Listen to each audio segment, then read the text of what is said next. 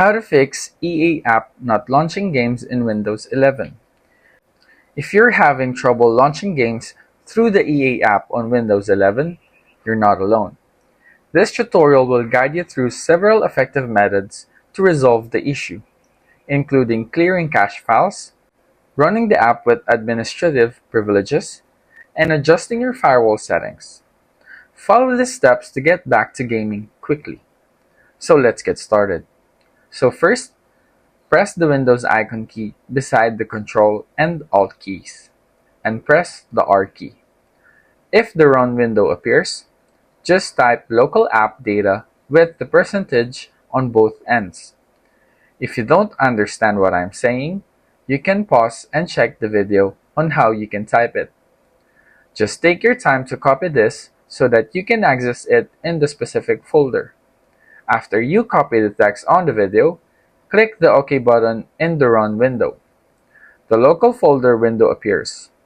Just find the folder of Electronic Arts and delete it. After that, click the Start menu that looks like a window icon. The menu appears. Just click the Settings icon to access the settings. While we are in the Settings window, click the Time and Language option beside the Accounts option.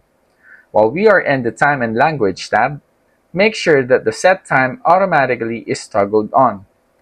If it is toggled on, but still your time does not synchronize, click the Sync Now and the Synchronize Your Clock section to sync your clock to a specific time. After or if your time is synchronized, let's go to the main screen and right-click the EA app. The menu appears. Just click Run as Administrator to run the EA as administrator. By following the steps, clearing cache files, running the app as an administrator, checking firewall settings, and ensuring the app is up to date, you should be able to resolve the issue of the EA app not launching games on Windows 11.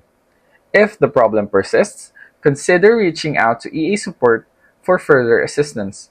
Enjoy your gaming!